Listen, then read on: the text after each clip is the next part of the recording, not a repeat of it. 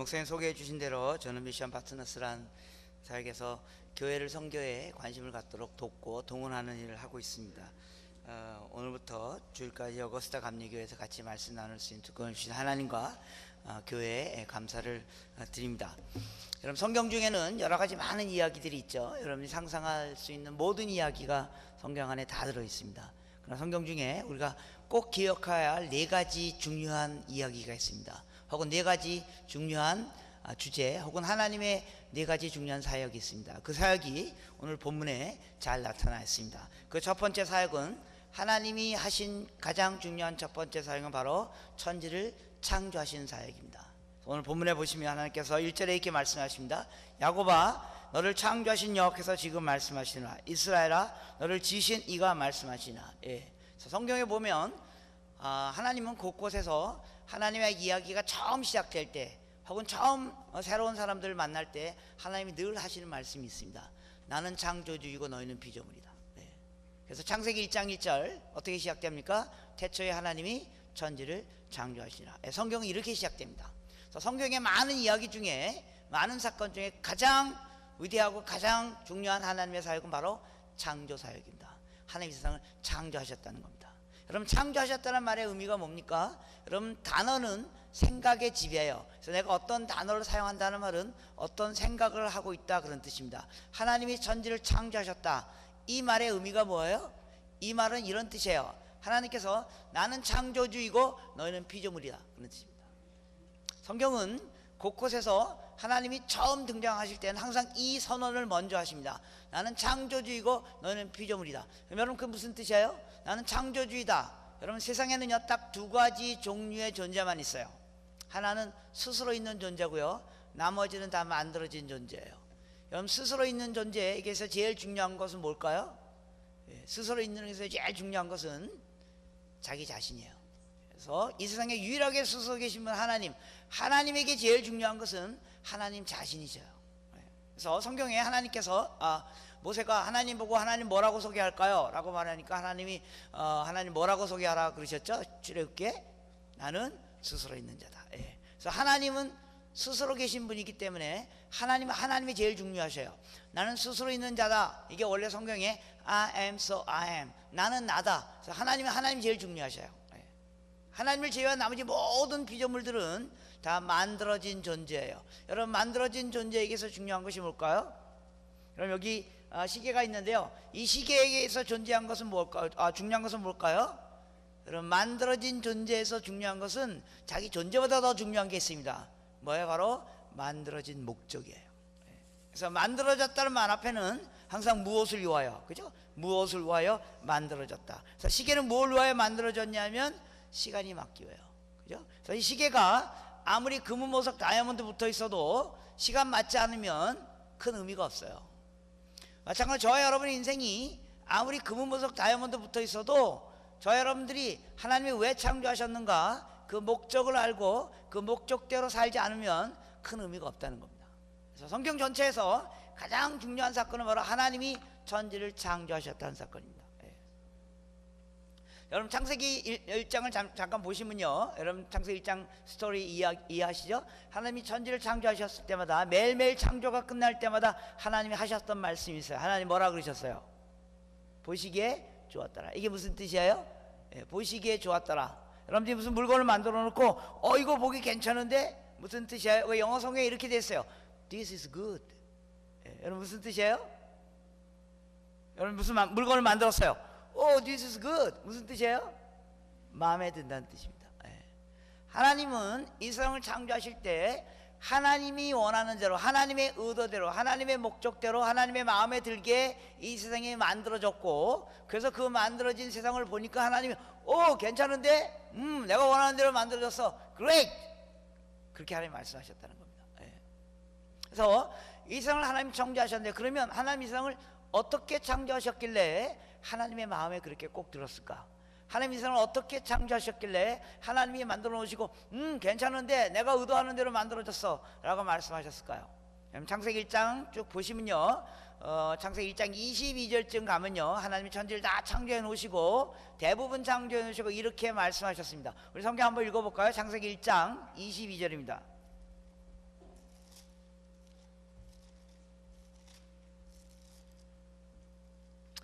같이 한 목소리로 창세기 1장 22절 같이 읽겠습니다. 시작.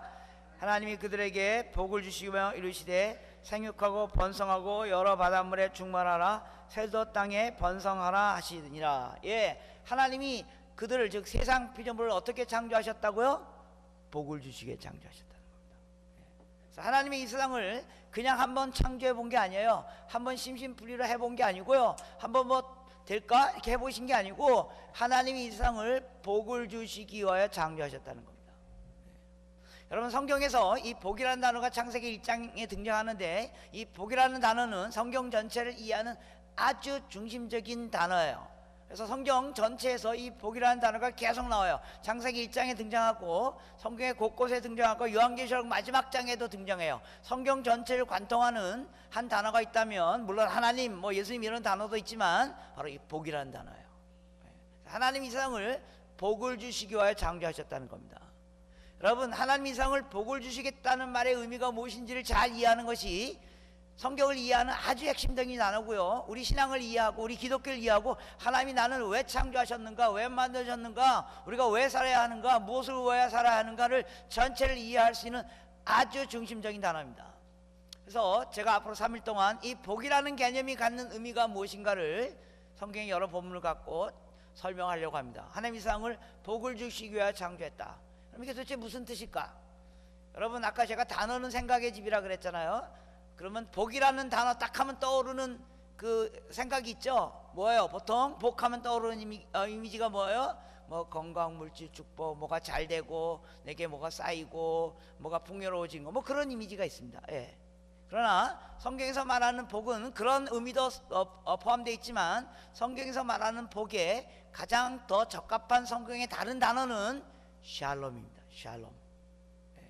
그래서 복이라는 원래 성경의 단어를 우리가 한국말로 번역할 때 복이라는 단어보다 훨씬 더 정확한 표현은 좋음, 그런 뜻입니다. 좋음. 예. 하나님이 이 세상을 좋게 창조하셨다는 겁니다. 왜 그렇습니까? 하나님이 좋으신 분이기 때문에요. 하나님이 좋으신 분이기 때문에 세상을 좋게 창조했고, 그래서 하나님이 보니까 좋았더라. 예.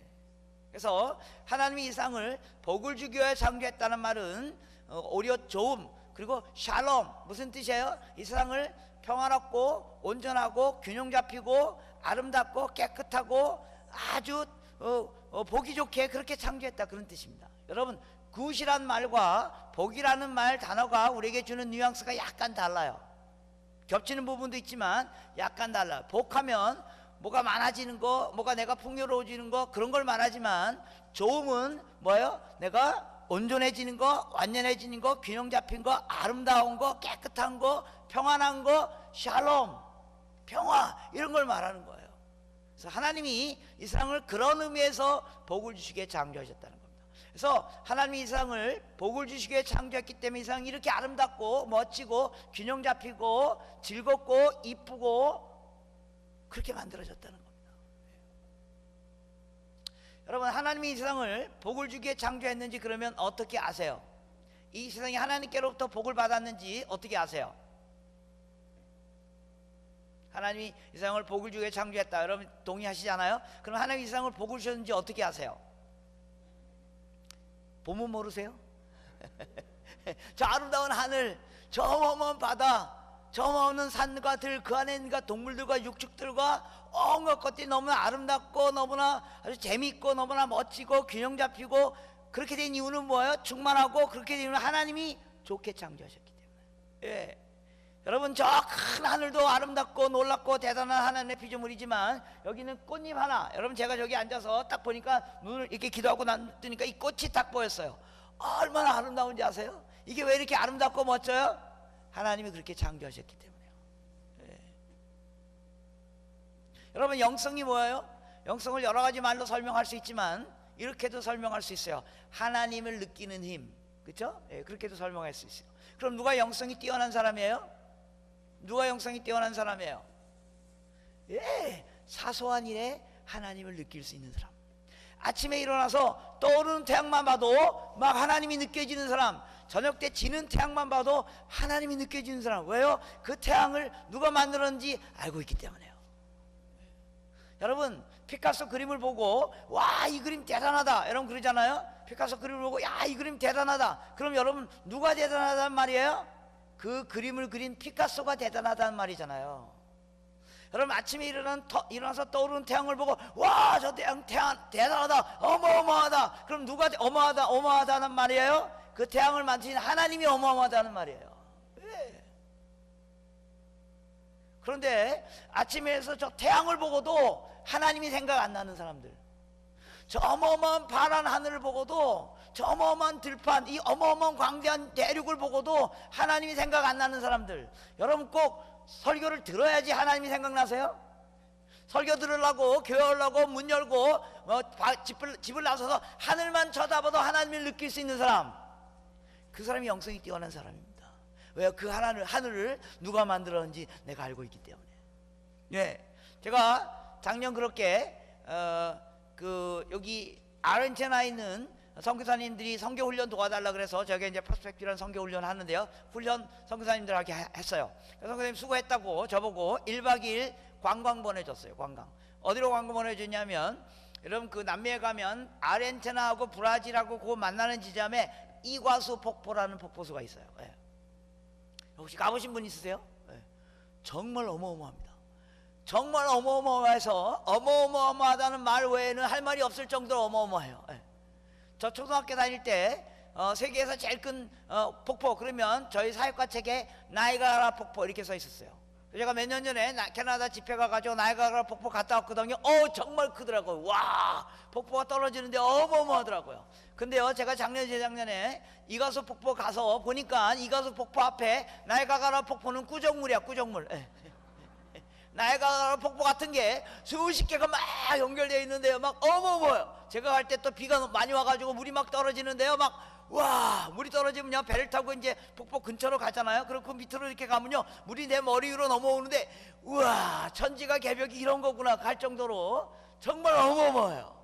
그 자연의 위대함과 광대함. 여러분 혹시 여러분들 그런 관광 갔다가 그런 어마어마한 장면 보면 늘 하는 습관이 있잖아요. 뭐예요? 그렇죠? 예, 핸드폰 갖다 찍는 거죠. 그죠? 핸드폰 갖다. 그래서 저도 즉각적으로 거의 반 자동으로 핸드폰 꺼내가서 찍기 시작했어요. 그래서 한 10분 동안 그 어마어마한 장면을 찍었어요. 그리고 이제 집에 갔어요. 제가 집에 가가지고 이제 그 장면을 이렇게 다시 영상을 녹화한 걸 이렇게 봤어요. 봤는데 제가 화면으로만 봐도 너무너무 어마어마한 거예요. 와, 대단하다. 역시 대단하다. 예. 그리고 동영상으로 찍으면 여기 소리가 다 들어가 있잖아요. 그죠? 그러니까 소리에 막 우랑탕 막 그 물 내리는 소리, 막 하늘이 무너지는 것 같은 어마어마한 소리들이 막 다 들어가 있는 거예요. 근데 여러분 동영상 찍을 때 어떻게 찍어요? 이렇게 눈앞에 들고 이렇게 찍잖아요. 그러니까 제 목소리도 거기 다 들어가 있는 거예요. 10분 내내 저의 이런 목소리가 들어가 있었어요. 우와, 우와, 우와, 어머머다, 우와, 성선생님 와서 좀 보세요. 우와, 물, 우와, 우와, 어머머다, 세상에, 우와, 이런 소리가 10분 내내 들어가 있었는데 거기에 우와, 어머머다, 이 어마어마한 폭포를 만드신 하나님은 어마어마하시다, 이 소리가 안 들어가 있더라고요. 제 영성의 비천함을 보여주는 겁니다. 그 어마어마한 걸 보고 하나님이 생각 안 나.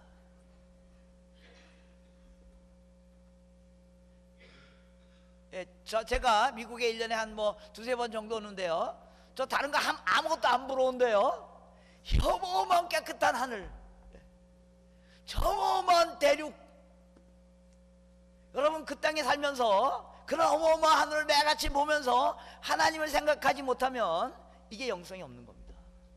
예. 왜요? 그 하늘을 누가 창조하셨다고요? 하나님이 창조하셨기 때문에. 그래서 여러분 로마서 같은 데 보면 자연 만물만 보고도 하나님께 영광을 돌릴 수 있다고요. 예. 왜요? 이 어마어마한 하늘을 만드신 하나님. 예, 여러분 저기 꽃에 그 꽃잎 커브 있잖아요. 이 커브를 인간 디자이너들이 못 만듭니다. 예. 하나님 이 세상을 이렇게 아름답고 멋지고 대단하게 만드셨다. 왜요? 하나님 이 세상을 복을 주시기에 창조하셨기 때문에. 세상의 모든 만물이 하나님께로부터 복을 받았어요. 그런데 그 중에 가장 하나님께로부터 복을 받은 피조물이 누구예요?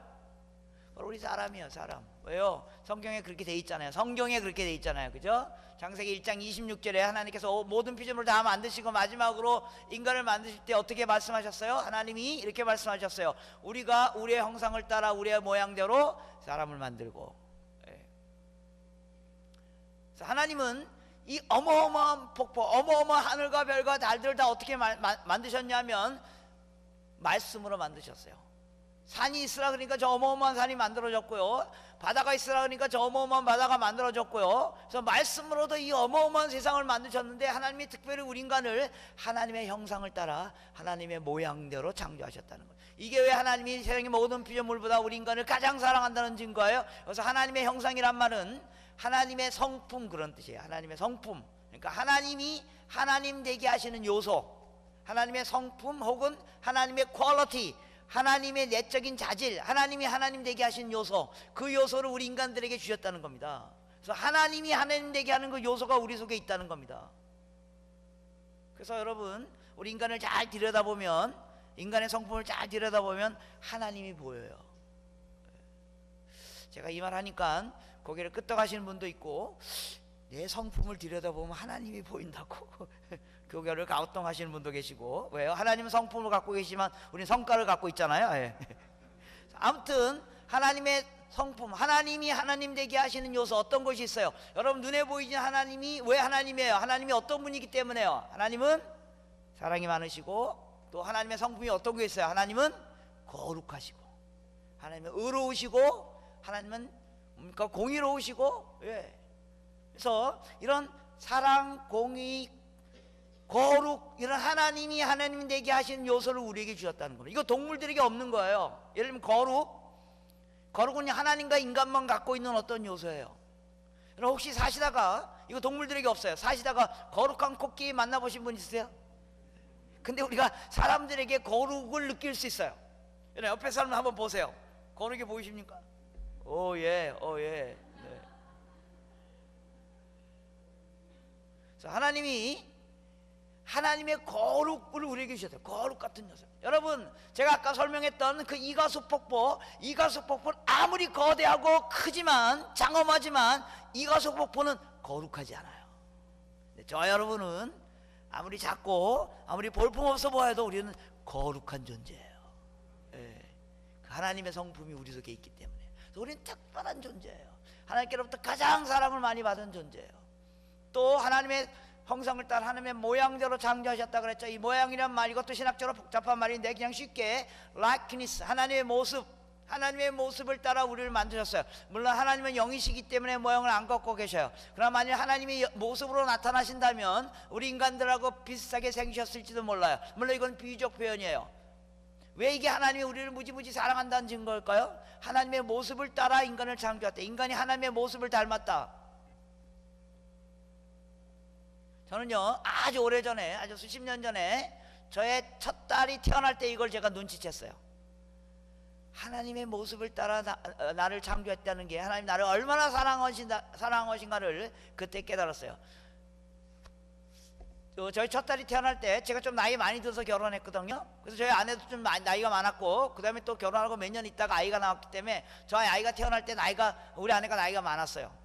그래가지고 이제 임신해가지고 이제 막 애를 낳으려 그러니까 주변에 있던 집사님들이 이제 걱정하는 거예요. 산모가 나이가 많다고. 그래서 그럼 어떻게 하면 되냐고 막 그랬더니 집사님들이 걱정하지 말라고, 요새는 제왕절개 수술을 하면 되니까 그렇게 나라고. 그래서 저희가 이제 제왕절개 수술해서 애 낳으려 그랬어요. 그런데 옆에 있던 권사님들이 무슨 말이라고, 애는 자연분만 해서 나야지, 애들 건강하고 산모도 건강하다고 자연분만 해서 나라고. 그래서 제가 알겠습니다, 그럼 자연분만 하겠습니다 그랬어요. 그럼 자연분만이 뭔지 아시죠? 이렇게 애가 자연적으로 나올 때 기다리는 거예요. 그래서 기다리고 있었어요. 이제 대부분 이제 언제쯤 애가 나올 것인가 알고 있잖아요, 그죠? 그래서 이제 이번 주에 애가 나오겠구나 그런 생각하고 있었어요. 그날 아침도 제가 아침에 나갔다가 이제 밤 12시 되면 들어오거든요. 그래서 이제 그날도 나갔다가 이제 집에 들어오니까 한 12시쯤 됐어요. 그러니까 아내가 앞에 이렇게 푹 해가지고 벌써 이제 자고 있더라고요. 그래서 이제 아내 자는 거 확인하고, 그다음에 제가 손 씻고 뭐 이렇게 하고 이제 잤어요. 그러니까 한 1시쯤 잤겠죠? 제가 잠깐 잤다고 생각하는데 누가 나를 막 깨우는 거예요. 그러니까 아내가 나를 막 깨워요. 왜 그래? 그랬더니 양수가 터졌대요. 양수섬에 애가 나오는 거죠. 그래서 그럼 빨리 가자고. 그래서 이제 짐을 챙겨가지고 우리가 늘 다니던 근처 병원에 갔어요. 가면서 시계를 딱 보니까 새벽 2시예요. 여러분, 새벽 2시 이제 병원에 딱 애 낳으러 들어갔어요. 그러면 병원에서 뭐 하는지 아세요? 새벽 2시에 애 낳으러 딱 산모가 진통이 온다 그래서 병원에 들어가면 뭐 하는지 아세요? 여러분들 아시지 않습니까? 뭐 합니까? 아무 일도 안 합니다. 왜요? 자연분만 하러 왔으니까요. 그래, 알았습니다. 그리고 침대 위에 얹어놓고 링겔을 꽂아놓고 기다리세요 그래요. 그리고 기다리는 거예요 그냥. 그리고 이제 뭐 시간이 좀 지나면 진통이 오면 그러면 이제 그때나 의사가 이제 겨우 와요. 그죠? 그래서 제가 이제 아내를 침대에 올려놓고 링겔을 딱 꽂아놓고 그리고 시계를 딱 보니까 2시 반 정도 됐어요. 새벽 2시 반. 여러분 새벽 2시 반은 뭐 하는 시간이에요? 잠자는 시간이죠. 그래서 이제 아내를 거기다 이렇게 병원에 놓고 우리 집 바로 근처니까 제가 집으로 좀 가가지고 제가 잤다가는 제 인생 끝나는 거 아시죠? 절대 잠은 안 됩니다. 아내 옆에 붙어서 자기야 괜찮니? 뭐 물 달라고 물 주고 막 주물러 주고 막 그러고 있었어요. 이제 그러면 한 2-3시간 지나면 진통이 오고 이제 애가 나오잖아요. 그래서 애가 곧 나올 줄 알았죠. 근데 난 12시가 됐는데도 애가 안 나오는 거예요. 그러니까 우리 아내가 막 죽으려고 그래요. 배는 아픈데 애가 안 나오는 거예요. 막 죽을진데 나도 애가 안 나오는 거예요. 막 죽으려고 아내가 힘들어요. 나 12시쯤 되니까. 근데요 아내는 배는 아프지만 배는 고프지 않아요. 링겔을 꽂아놨으니까요. 근데 저는 배는 아프지 않지만 배가 고파오기 시작했습니다. 그래서 아내가 저를 딱 보니까 제가 굉장히 배고파하는 것 같은 거예요. 그래서 저보고 밥 먹으러 갔다 오라 그러더라고요. 그래서 제가 그 말 듣고 밥 먹으러 쪼르르 갔다 가는 제 노후 생활이 끝나는 거 아시죠? 절대 가면 안 됩니다. 그래서 무슨 말이에요. 자기가 죽는 산인데 어딜 가냐고. 그래서 옆에서 계속 불러주고 막 물 주고 또 뭐 먹여주고 막 그러고 있는 거예요. 이제 그러면 애가 이제 금방 나올 줄 알았죠. 근데 오후 6시가 됐는데도 애가 안 나오는 거예요. 그러니까 우리 아내가 막 거의 죽을 지경이에요. 막 하루 종일 있었으니까요. 우리 아내는 거의 죽을 지경이지만 저는 이미 죽어가고 있었습니다. 아내가 저를 보니까 제가 먼저 죽을 것 같거든요. 그러니까 저보고 밥 먹으러 갔다 오라 그러더라고요. 그래서 제가 무슨 말이야, 장장이 산이 중요한데 내가 어디 가냐고, 내가 당신을 지킬 거라. 그러니까 우리 아내가 괜찮다고 이제 갔다 오라고. 그래서 우리 아내 눈빛에서 이제 이 사람이 나를 정말로 사랑하는구나 이런 걸 느낄 수 있었어요. 그래서 아내가 갔다 오라고 해서 내가 괜찮다고. 그러니까 아내가 갔다 오라고, 괜찮다고, 당신 나를 사랑하는지 충분히 알았다고. 근데 괜찮다고 그러니까 아내가 갔다 오라고 그러는 거예요. 그래서 제가 갔다 왔거든요. 분명히 자기가 갔다 오라고 해서 내가 갔다 왔거든요. 나중에 애 난 다음에 네가 남편이나 이놈아 나는 사느니 죽느니 하는데, 그래서 제가 밥 먹고 왔어요. 그런데도 애가 안 나오는 거예요.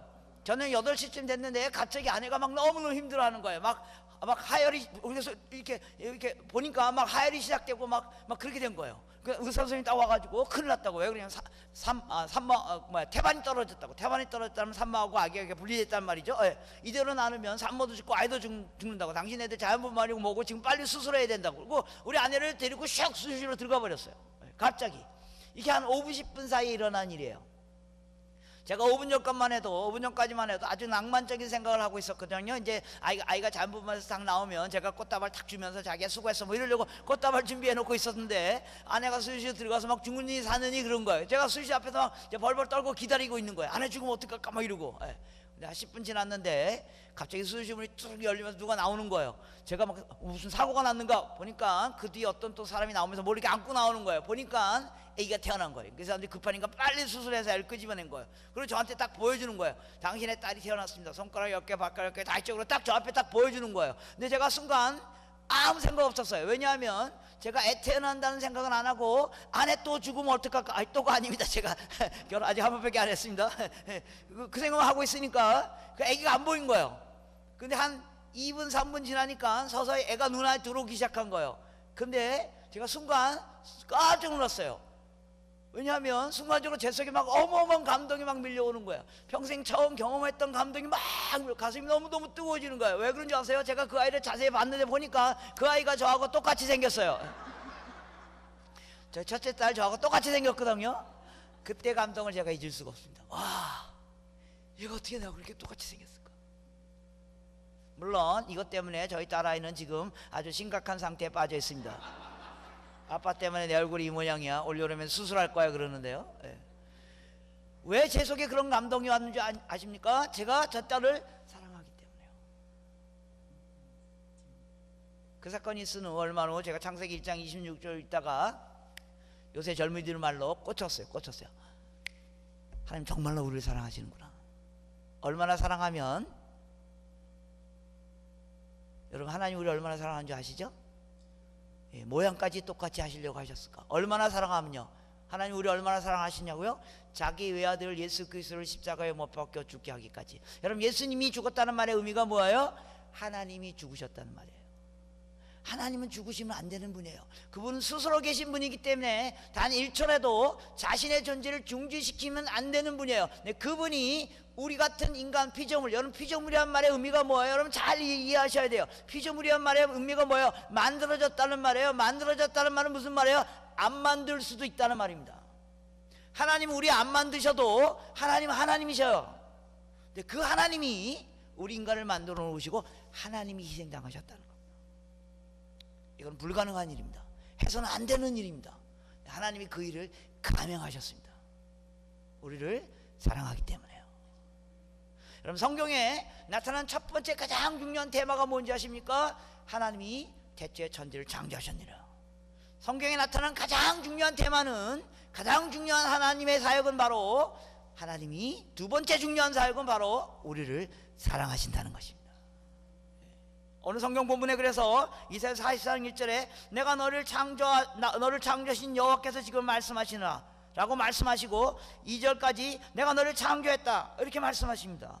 3절 4절로 넘어가면 하나님 두 번째로 대저 3절 나는 내 여호와의 하나님이라 이스라엘의 거룩한 여 나의 구원자임이라. 특별히 4절에 보면 내가 내 눈에 보배롭고 존귀하며 내가 너를 사랑하였은즉. 성경에 나타나는 가장 첫 번째 하나님의 중요한 사역은 천지를 창조하신 일이고요, 두 번째 중요한 사역은 바로 하나님이 이 세상을 사랑하신다는 겁니다. 그 중에 우리 인간을 자기 자신보다 더 사랑하셔서 자기 자신을 희생하기 위하여 자신의 존재를 내어놓고 우리를 구원하신 그 하나님이 바로 우리 하나님이라는 것을 성경이 선포하고 있는 것입니다. 여러분 성경에는 많은 이야기들이 있지만 이 두 가지 사실만 기억해도 우리 인생이 달라질 수 있습니다. 여러분 세상 사는 거 힘드시죠? 예, 여러분 이 오늘 금요일 저녁 때 목사님 막 또 금요일 오래간만에 모이라 그랬더니 여러분 오느라고 막 힘드셨죠? 예, 세상 사는 게 쉽지 않습니다. 짜증납니다. 아 목사님 왜 또 오라 그래? 주일날면 가면 되지. 뭐 짜증나고 힘들고 그럴 수 있습니다. 세상이 내가 원하는 대로 일이 진행되지 않을 수도 있습니다. 그러나 여러분 아침에 일어나서 이 두 가지 사실, 하나님이 나를 창조하셨다는 거, 근데 그분이 나를 사랑하신다는 거, 이 두 가지 사실만 기억해도 우리 인생이 달라질 수 있습니다. 성경은 이 스토리예요. 성경의 대부분의 이야기는 이 두 가지 이야기예요. 이 두 가지 이야기를 놓치면 우리는 성경을 놓치는 겁니다. 세 번째, 성경에 하나님이 세 번째 하신 중요한 사역은 바로 7절의 말씀입니다. 내 이름으로 불려진 모든 자 곧 내가 내 영광을 위하여 창조한 자를 오게 하라. 예. 성경의 세 번째 중요한 사역은 바로 하나님이 이 세상을 왜 창조하셨는가, 하나님이 우리를 왜 구원하셨는가, 뭐를 위해서요? 하나님의 영광을 위하여. 성경은 하나님이 세상을 창조하셨다는 이야기고, 성경은 하나님이 그 가운데 있는 세상과 인간을 사랑하셨다는 얘기고, 그러나 성경은 더 놀랍게도 왜 하나님이 세상을 창조하시고 인간을 사랑했냐? 하나님의 영광을 위하여 이 세상을 창조했다. 하나님의 영광을 위하여 내가 이 세상을 구원하는 것이다. 여러분 성경을 이해할 때 하나님의 영광을 위하여 우리가 창조되어졌다, 우리가 하나님의 영광을 위하여 살아야 된다, 이 말 놓치면 성경 놓치는 겁니다. 성경에서 하나님의 영광이란 말을 이해하는 일은 상당히 중요합니다. 그리고 성경 곳곳에 하나님께서 이 말씀을 하고 계시다는 겁니다. 여러분 영광이란 말이 뭡니까? 여러분 성경에 영광이란 말, 우리가 교회에 오면 아마 주일날 예배 드리러 오면 아마 10번도 더 영광이란 말을 할 겁니다. 예, 예배 시작하는 순간부터 찬양과 영광을 받으신 하나님 뭐 계속 영광이란 말을 합니다. 예. 그래서 이 영광이란 말을 잘 이해하셔야지만 성경을 이해하고, 이것이 하나님이 하시고자 하는 세 번째 중요한 사역입니다. 영광이란 말은 원래 히브리어에 무겁다 이런 뜻입니다. 무겁다. 예, 여러분 무겁다 그럼 딱 떠오르는 이미지가 있죠. 무겁다 이 말은 뭡니까? 가치가 많이 나간다 이런 뜻입니다. 가치가 많이 나간다. 그래서 영광이라는 단어는 하나님을 설명하는 가장 중요한 단어예요. 성경에서 영광이라는 단어를 통하여 하나님을 가장 잘 설명하고 있어요. 그래서 무겁다는 말은 하나님의 가치가 대단하다 그런 뜻입니다. 그래서 영광이란 말은 어떤 존재가 갖고 있는 가치가, 그 존재의 가치가, 값어치가 대단할 때 사용하는 단어예요. 성경에서 하나님과 영광을 연결할 때 그래서 네 가지 표현이 나와요. 첫 번째 표현은요, 하나님이 영광이시다 이런 표현이 나와요. 그죠? 하나님은 영광이시다, 하나님은 영광스러운 분이시다, 하나님이 영광을 소유하시다, 하나님은 영광이시다, 이런 표현들이 계속 나오죠. 시편 같은 데 보면 하나님의 영광이다, 하나님이 영광을 갖고 계시다, 하나님은 영화로우신 분이다, 영광의 분이다, 이런 표현들이 계속 많이 나와요. 무슨 말이에요? 하나님이 가장 가치 있는 분이다, 이런 뜻이에요. 그래서 영광이라는 단어는 가치 있다, 무겁다, 그런 뜻이죠. 그래서 하나님이 갖고 계신, 하나님이란 분이 하나님이 갖고 계신 어떤 자질이 가장 가치 있다, 가장 최고다, 그런 뜻이에요. 여러분에게도 영광이 있어요. 여러분이 갖고 있는 것 중에 가장 잘하는 게 여러분의 영광이에요. 네. 여러분 뭘 잘하세요? 요리를 잘하세요? 그럼 그게 여러분의 영광이에요. 여러분 성경 실력이 많으세요? 그럼 그게 여러분의 영광이에요. 여러분 자전거를 잘 타세요? 그게 여러분의 영광이에요. 여러분 김연아 선수의 영광은 뭐냐면 스케이트 잘 타는 거예요. 네. 유현진 선수의 영광은 야구를 잘하는 거예요. 자기가 잘하는 게 자기의 영광이에요.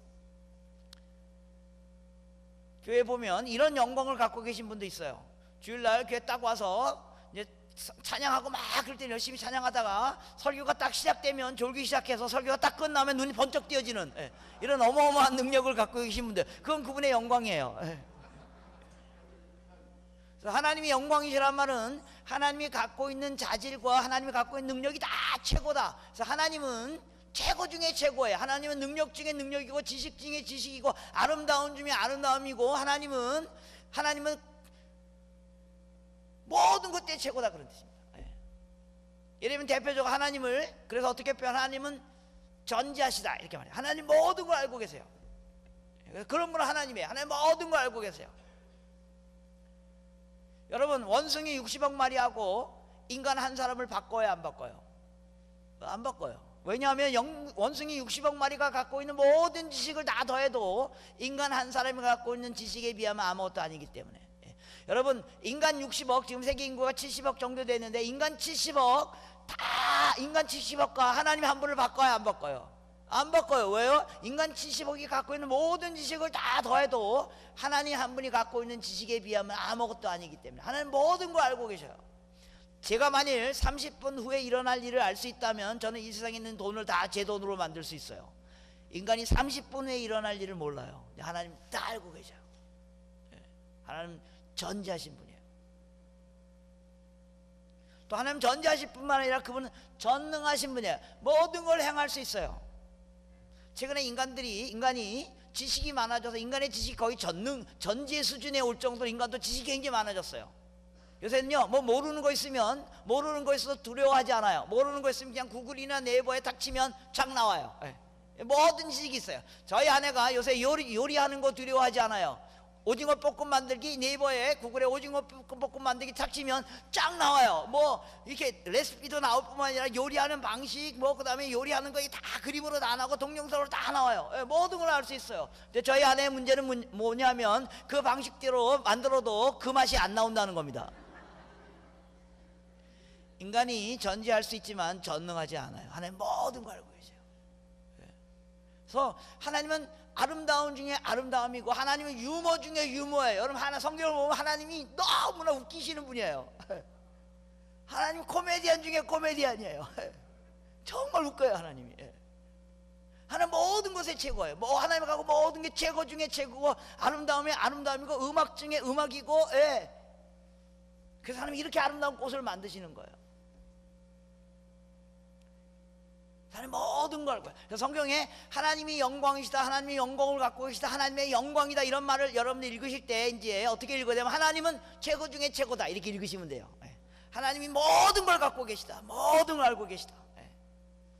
두 번째, 성경에 영광이란 말을 쓸 때 어떤 표현이 나와요? 첫 번째 하나님의 영광이시다, 두 번째 하나님의 영광이 나타났다, 이런 표현이 있죠. 하나님의 영광이 나타났다, 하나님의 영광이 선포됐다, 하나님의 영광이 보여졌다, 하나님의 영광이 드러났다, 이런 표현들이 있죠. 그죠? 여러분 어떤 존재가 갖고 있는 최고의 능력은 반드시 나타나게 돼 있어요. 여러분 우리 아까 남성 찬양단 노래 잘하잖아요. 그게 나타나잖아요. 그죠? 잘하는 건 나타나게 됐어요. 여러분 김연아 선수가 스케이트 잘 타는 거잖아요. 그게 나타나게 된다는 거예요. 잘하는 건 당연히 나타나게 됐어요. 여러분 잘하는 게 나타나게 돼 있어요.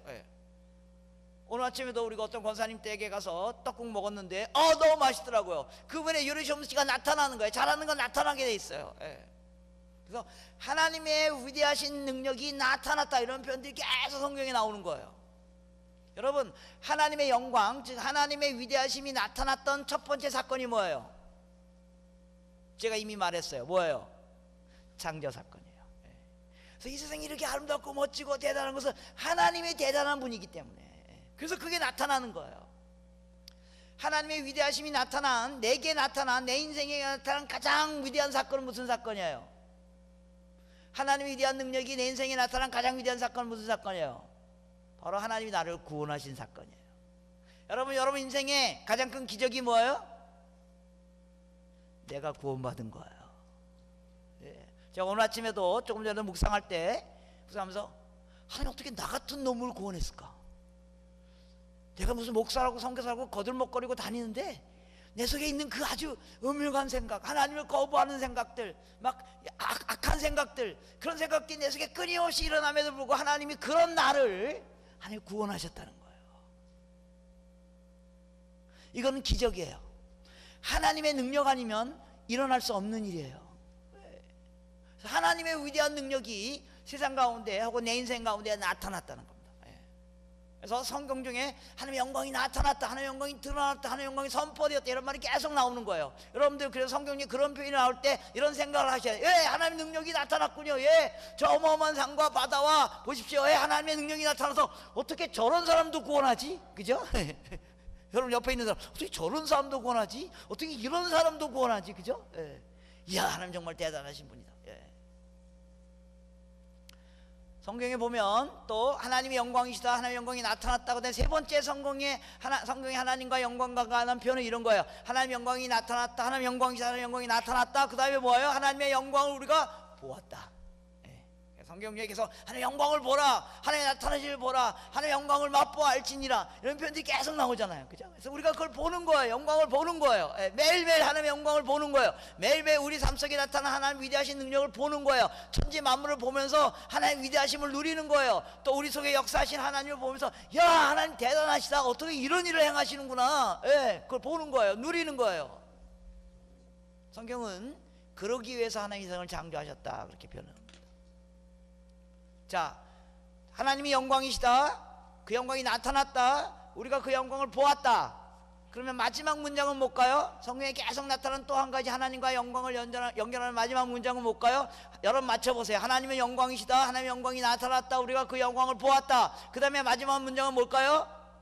하나님께 영광을 돌린다. 그거예요. 그걸 왜 하나님이 우리를 하나님은 하나님을 위해서 이 세상을 창조하신 거예요. 하나님의 영광을요. 그래서 하나님이 그 위대하시고 그 위대하심이 나타났고 그것을 본 피조물들이, 그래서 하나님이 저와 여러분을 왜 창조하셨냐면 저와 여러분 정도 그냥 창조하려고 창조한 것이 아니라 하나님의 위대한 영광이 우리를 통해 나타난 걸 통해서 우리가 하나님께 영광을 돌리는 일이 일어나게 하기 위해서. 여러분 혹시 2002년 월드컵 때 어디 계셨어요? 한국에 계신 분도 계시고 여기 미주에 계신 분도 계셨던 분도 계시죠. 2002 월드컵 때 우리가 어마어마한 걸 봤잖아요. 그죠? 제가 2002 월드컵 8강 때, 이미 오래된 일인데 8강 때 우리 한국하고 이탈리아하고 8강이었어. 8강. 제가 이제 집에서 그걸 보고 있어요. 아파트에서 한국은 이제 높은 아파트 살잖아요. 저도 이제 아파트에 사는데 거기서 보고 있었어요. 근데 전반전 후반전 다 끝나도 2대2인가 1대1인가 막 그랬어요. 연장전 해도 안 끝났어요. 그런데 끝나기 한 2, 3분 전에, 여러분 기억나세요? 누가 이렇게 센터를 딱 하는데 안정환이 딱 하니까 헤딩골이 슉 들어갔어요. 저 그때 집 무너지는 줄 알았어요. 아, 지진이 오면 이렇겠구나 그 생각을 했어요. 제가 집안에서 순식간에 모든 아파트에 앉아있는 사람들이 다 일어나서 우와 하고 뛰었어요. 그래서 정말로 아파트가 흔들렸어요. 와. 그 다음에 4강전 할 때 우리가 어디입니까? 스페인하고 4강전 할 때 저 서울의 광화문에서 봤거든요. 저 깔려 죽는 줄 알았어요. 마지막 그 뭐니까 킥이 딱 들어가니까 사람들이 우와 일어나가지고요, 옷 다 벗고요, 막 차 위에 막 올라가서 소리 지르고 막 거의 막 미친 듯이, 그죠? 그리고 그때 광화문에 있는 모든 치킨집, 맥주집 다 공짜였어요. 다 가져가라고요. 내 거 다 가져, 다 먹어도 내 거 다 가져가도 상관없다고요. 여러분 어마어마한 걸 보면 내게 별 의미가 없어요. 여러분 제가 무슨 얘기하는지 잘 기억하셔야 됩니다. 어마어마한 걸 보면 내게 큰 의미가 없다고요. 다 가져가, 내 거 다 가져가라. 노 프로블럼. 뭐 내 거 다 먹어도, 내 집에 있는 거 다 가져가도 니네 다 노 프로블럼. 왜요? 내가 어마어마한 걸 봤기 때문에요. 여러분 우리가 월드컵 4강 갔다고 그렇게 난리를 폈는데 우리가 뭘 봤다고요? 하나님의 영광을 봤다고요. 우리가 어마어마한 걸 본 거예요. 그래서 이 모든 영광을 하나님께 돌리는 거예요. 하나님께 영광을 돌리는 거예요. 그 하나님께 이렇게 집중적으로 하나님이, 그래서 하나님께 영광을 돌리는 말의 의미는 뭐예요? 하나님이 최고입니다. 정말 당신은 내 인생의 최고입니다. 나의 모든 찬양과 영광과 경배를 하나님 받아주시옵소서. 하나님이 최고임을 드러내고 고백하고 찬양하고 하나님이 그런 분임을 인정하고 하나님께 영광을 돌리는 일, 그게 뭐예요? 그게 바로 예배예요. 그래서 우리가 24시간 일주일 365일이 하나님께 하나님의 최고를 드러내는 삶이고 드러내야 되는 것과 동시에 특별히 주일날 혹은 이렇게 정기적으로 우리가 모여서 하나님께 예배를 드리는 것이 뭐예요? 하나님을 집중적으로 좋아하는 시간이에요. 여러분 예배 시간은 다른 시간이 아니고요, 하나님을 집중적으로 좋아하는 시간이에요. 그래서 여러분들 예배 시간에는 기도와 찬양과 찬송과 설교와 모든 게 하나님이 좋다는 걸 표현하는 거예요. 하나님 당신 최고입니다. 하나님 당신 정말로 우리의 찬양과 영광을 받아주시옵소서.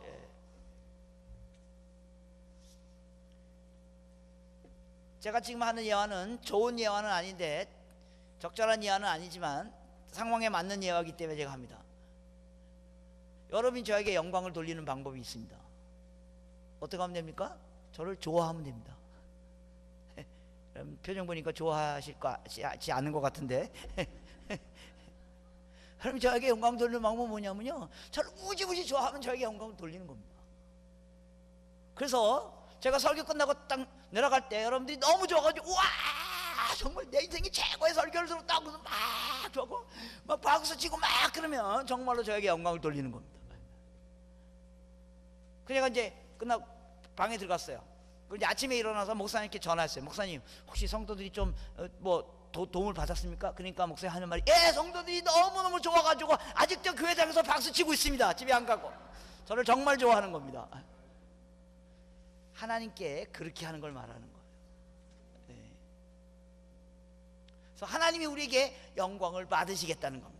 여러분의 인생을 통하여, 여러분의 예배를 통하여, 여러분의 교회를 통하여 하나님이 최고의 영광과 존귀와 경배를 받으신 일이 일어나길 축원합니다. 성경에 나타난 첫 번째 사건은 하나님이 천지를 창조했다는 사건, 두 번째 하나님이 이 세상을 사랑하신다는 사건, 세 번째 하나님이 이 세상을 왜 창조하시고 왜 사랑하냐 하면 이 세상부터 우리에게 찬양과 영광과 경배를 받으시겠다는 것입니다. 오늘 본문의 마지막으로 하나님이 정말 원하시는 게 있어요. 그게 뭔지 아세요? 바로 5절, 6절, 7절의 말씀입니다. 두려워하지 말라. 내가 너와 함께하며 내 자손을 동쪽으로 도게 하며 서쪽부터 너를 모을 것이며 내가 북쪽에 이르기를 내어놓으라. 남쪽에 이르기를 가둬두지 말라. 내 아들을 먼 곳에서 이끌며 내 딸들을 땅끝에서 오게 하며 내 이름으로 불려오지 모든 자 곧 내가 내 영광을 위하여 창조한 자를 오게 하라. 그를 내가 지었고 그를 내가 만들었니라. 예, 하나님이 저와 여러분에게 찬양과 영광과 경배를 받으실 것입니다. 그러나 하나님이 정말 원하시는 게 뭔지 아세요? 하나님은 저와 여러분에게만 찬양과 영광과 경배를 받기 원하지 않습니다. 하나님은 동서남북에 있는 모든 사람들이 하나님을 예배하고 찬양하고 경배하는 일이 일어나기를 원하시는 것입니다. 왜요? 저와 여러분만 하나의 피조물이 아니고 온 세상 모든 피조물, 동서남북에 있는 모든 민족들이 다 하나님의 피조물이기 때문에, 하나님이 예수 그리스도의 십자가에 못 박혀 죽게 하기까지 사랑하신 하나님의 백성이기 때문에요. 하나님의 소유물이기 때문에요. 하나님이 이 세상에 있는 모든 사람들에게 찬양과 영광과 경배를 받기를 원하신다는 것입니다. 우리 그리스도인들이 갖고 있는 아주 지독한 잘못된 DNA가 있어요. 제가 이번 3일 통화에서 이 얘기를 계속 하는 겁니다. 우리 그리스도인들이 갖고 있는 지독한 잘못된 DNA가 뭐야? 하나님이 나를 사랑하시다. 하나님 나를 사랑하셔요. 그러나 하나님 나를 사랑한 것이 아니라 하나님은 온 세상을 사랑하신 겁니다. 하나님이 나에게 찬양과 경배와 영광을 받는 것 정도가 아니라 하나님은 온 세상에 있는 모든 피조물로부터 찬양과 경배와 영광을 받으시는 단 유일하신 분, 그분이 바로 하나님이시라는 사실입니다. 성경은 이것을 선포하고 있는 것입니다. 제가 이제 설교를 거의 마무리할 때가 됐습니다. 여러분, 제가 지금 선교 부흥회 강사로 온 겁니다. 아시죠? 근데 제가 지금 설교 거의 40분 했는데 제가 선교란 말 한마디도 안 썼습니다. 혹시 눈치채셨어요? 선교는 우리가 뭐 선교사 몇 명 보내고 선교 연구원 좀 하고 뭐 선교 특별 주일 하고 그런 걸 말하는 게 아니에요. 선교는 하나님이 온 세상으로부터 찬양과 경배와 영광을 받으시겠다는 그 하나님의 목적을 선포하는 거예요. 그 목적에 우리가 참여하는 거예요. 선교는 프로그램이 아니에요. 선교는 프로젝트가 아니에요. 하나님의 백성이 존재하는 이유예요. 여러분 지금 이 시간에 저 여러분들이 여기서 하나님께 예배와 찬양과 경배를 드리잖아요. 제가 이 어거스타 지역을 잘 모르기 때문에 제가 한국을 그냥 비유로 예화를 드리겠습니다. 여러분 한국에 주일날 골목마다 하나님을 예배하고 찬양하고 경배해요. 한국의 대도시에 큰 사거리에 딱 쓰면 앞에 교회, 뒤에 교회, 좌측 교회, 우측 교회 다 교회예요. 다 주님을 예배하고 찬양해요. 한국의 모든 아파트 상가에 교회 없으면 아파트 상가 아닌 거 아시죠? 예. 모든 아파트 상가마다 주일날 모두 주를 예배하고 찬양하고 경배해요. 근데 바로 그 시간에 모든 골목과 모든 상가에서 주를 예배하고 찬양하고 경배하는 그 시간에 한국에서 서울에서 비행기 타면 1시간밖에 안 떨어져 있는 일본, 예를 듭시다. 일본, 그 일본 안에 주를 예배하고 찬양하는 사람이 그 시간에 0.48%밖에 없어요. 아무도 주를 예배하고 찬양하지 않아요. 여러분 일본에 가서 1시간 내에 교회 찾으면 제가 100만 원 드리겠습니다. 여러분 일본에 어떤 도시에 들어가서 1시간 내에 교회 찾으면 100만 원 제가 드리겠습니다. 여러분 못 찾습니다. 현재 제 재산이 마이너스 4천만 원인데 제가 여러분들하고 내기하다 이길 자신 있어요. 여러분 1시간 내에 교회 못 찾습니다. 교회 찾았는데 들어가니까 한 50명 앉아있어. 대형 교회입니다. 일본에서 50명 넘으면 대형 교회입니다. 캐톨릭까지 다 포함해도 0.48%밖에 주를 예배하는 자가 없다고요. 바로 그 시간에 한국의 골목마다 마을마다 주를 예배하고 찬양하는데 제가 이 지역 처음 와서 잘 모르는데 이 어거스타 이 지역이 여기 소위 말해서 바이블 벨트 지역이잖아요. 아마 주일날 골목마다 마을마다 교회마다 주를 예배하고 찬양하고 하는 그 시간에 저 일본 땅에 주를 예배하는 사람이 0.48%밖에 없다고요. 여러분 하나님의 마음이 어디가 있을 것 같으세요? 거기가 있습니다. 이 일본 민족도 이들처럼 이 한민족처럼 주를 예배하고 찬양하고 경배해야 되는데 나를 예배하고 찬양하고 경배해야 되는데 여러분 10손가락 깨물어 안 아픈 손가락 없다는 말 무슨 말인지 아시죠? 내 자녀 10명 있는데 그 중에 한두 명이 집 나가서 누가 아버지인지 누가 아버지인지도 모르고 집 밖에서 헤매고 있을 때 애비의 마음이 어디에 가 있다고요? 집 나가 있는 그 자녀에게 가 있다고요. 예수님께서 99마리의 양을 남겨두고 한 마리의 잃어버린 양을 위하여 목자가 떠난 그 목자, 그 아버지의 마음, 그 목자의 마음, 그 애비의 마음으로 세상을 보는 것, 그게 선교예요. 이 말은 여러분들 선교사 하라는 말 아니에요. 선교사 되는 것보다 훨씬 더 중요한 것은 바로 이 애비의 마음으로 세상을 보는 거예요. 저 일본 민족도 저 우즈베키스탄, 카자흐스탄, 이라크, 그 다음에 저 남미의 멕시코, 그 다음에 뭐 파라과이 이런 모든 사람들이 주를 예배하고 찬양하고 경배해야 되는데 우리만 하나님을 예배하고 있다고요. 그래서 이 아버지의 마음으로 온 세상을 보는 거예요. 그래서 하나님 우리에게만 찬양과 경배와 영광을 받지 마시고 이 세상에 있는 모든 피조물이, 이 세상에 있는 모든 존재들이, 이 세상에 있는 모든 동서남북의 모든 사람들이 주를 예배하고 찬양하고 경배하는 일이 일어나게 하여 주시옵소서. 그 마음으로 살아가는 것, 그게 바로 선교적 마음이에요. 제가 앞으로 내일 아침에도 사실은 그 본문 중에 내일 아침 본문이 핵심 본문입니다. 어떻게 하다 보니까 내일 새벽 예배 때 그 본문을 하게 됐는데 여러분 혹시 가능하시면 내일 아침에 오셨으면 좋겠습니다. 앞으로 3일 동안 도대체 이 하나님의 마음이라는 게 뭘까? 제가 선교라는 단어 거의 사용하지 않을 겁니다. 그냥 성경 가운데 나타난 하나님의 마음이 뭘까? 그걸 우리가 깨달을 때 선교하라고 하지 않아도 우리가 선교에 참여하는 그런 저와 여러분들이 되기를 축원합니다. 이 시간에 우리 좀 같이 기도했으면 좋겠습니다.